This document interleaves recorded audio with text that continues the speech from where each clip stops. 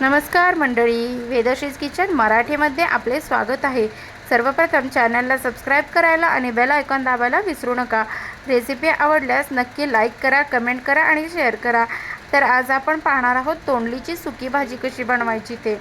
ही भाजी बहुतेक करून कोणाला आवडत नाही, पण अशा पद्धतीने कराल तर घरातले सर्व बोटे चाकत राहतील। तर इथे मी 2 मोठे कांदे पातळ चिरून घेतलेले आहेत, उभे पातळ चिरलेले आहेत। अद्रक लसूण खोबऱ्याचा कीस घेतलेला आहे 4 ते 5 चमचे आणि कोथिंबीर घेतलेली आहे। अद्रक लसूण खोबरे आणि कोथिंबीर पाणी न टाकता आपल्याला वाटून घ्यायचं आहे। कढीपत्त्याची एक काडी देखील आपण इथे घेतलेली आहे। तर मी कढई प्रथम गॅसवर तापण्यास ठेवलेली आहे आणि यात एक पळी तेल ॲड केलेलं आहे। तेल छान गरम झाल्यानंतर आपण यामध्ये तोंडली ॲड करून ती छान परतून घेणार आहोत। त्यामध्ये थोडंसं मीठ ॲड करणार आहोत आपण। तोंडली आपली छान परतून झाली की आपण ती बाजूला एका डिशमध्ये काढून घेणार आहोत। पाहू शकता अशा प्रकारे जर तोंडली आपण आधी परतून घेतली तर आपली तोंडली शिजण्यास जास्त वेळ लागत नाही। आता त्याच कढईमध्ये आपण पुन्हा एक पळी तेल ॲड करून जिरे आणि मोहरी प्रत्येकी अर्धा चमचा ॲड केलेला आहे। त्यात आता आपण कांदा जो चिरून घेतला होता तो ॲड केलेला आहे।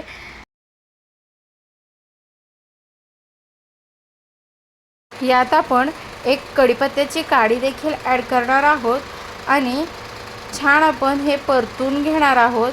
त्यामध्ये थोडंसं आपण मीठ ॲड करणार आहोत जेणेकरून आपला हा कांदा पटकन गुलाबीसर होईल।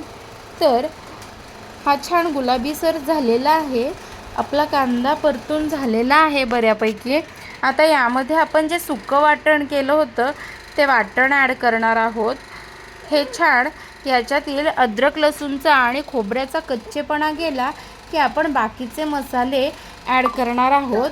तर इथे आपण पाहू शकता हे छान आपण परतून घेतलेलं आहे। आता इथे आपण 1 चिमूटभर हिंग घेतलेला आहे, हळद अर्धा चमचा, मिरची पावडर 1 चमचा, धने पावडर 1 चमचा, मटण मसाला अर्धा चमचा आणि गरम मसाला अर्धा चमचा घेऊन हे छान आपण परतून घेणार आहोत। हे छान परतून घेतल्यानंतर पाहू शकता मसाल्यांमधील सर्व कच्चेपणा निघून गेला पाहिजे। असं छान आपल्याला हे सर्व एकजीव करून घ्यायचं आहे। हे मिश्रण छान परतून घेणार आहोत आपण।